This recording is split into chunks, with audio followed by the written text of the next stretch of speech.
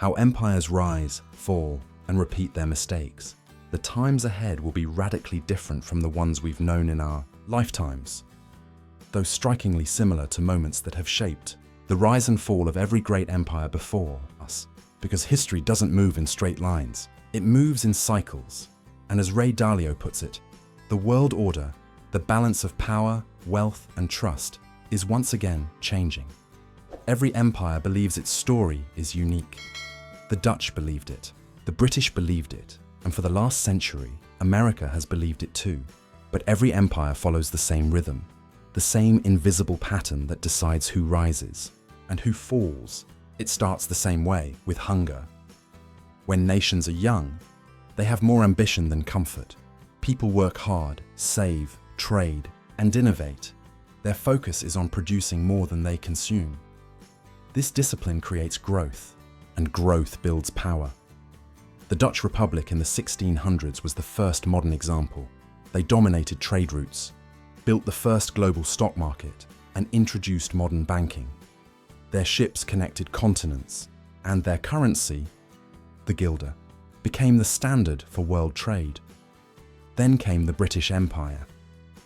Fueled by the Industrial Revolution, they mastered machinery, built colonies, and established the pound sterling as the world's reserve currency. For more than a century, London was the heart of global finance, and the world looked to Britain as the model of civilization and order.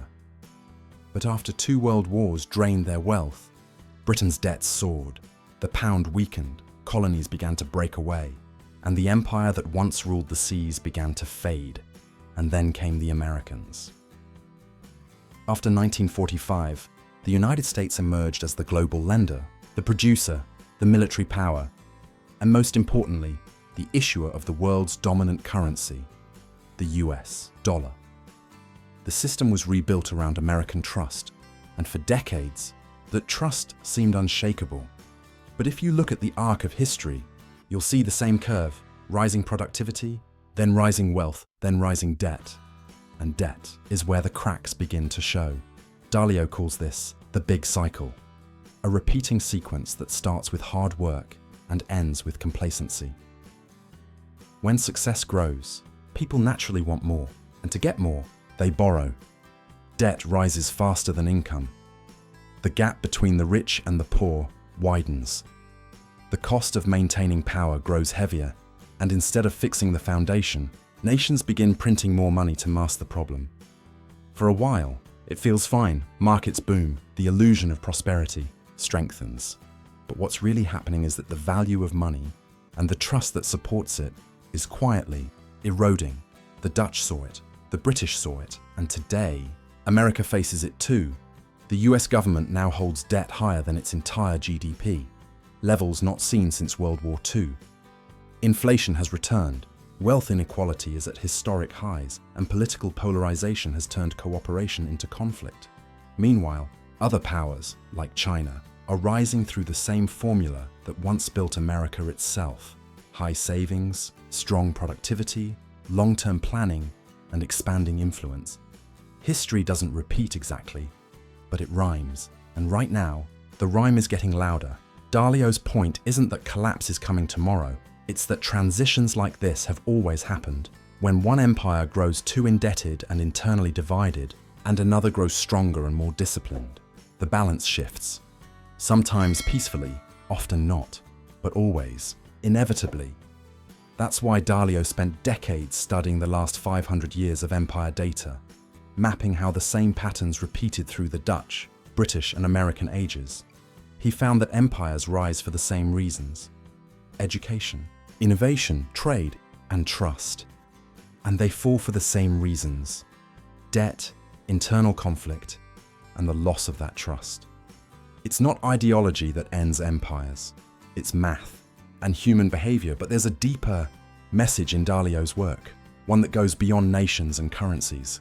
It's about adaptation. The people who survive and thrive through these transitions are not the ones who fight the cycle. They're the ones who understand it. They see the signs early. They prepare, diversify, and stay humble while others stay proud. They protect their wealth by spreading it across assets, across countries and across time, because history rewards those who think long-term and punishes those who assume the future will look like the past. So when Dalio says the world order is changing, it's not a warning, it's a map, a way to navigate the chaos. Because while governments rise and currencies fall, human nature remains constant. We overextend, we correct, we rebuild, and the cycle continues. And maybe that's what makes this moment so profound. We are living in the late stage of one empire and the early stage of another.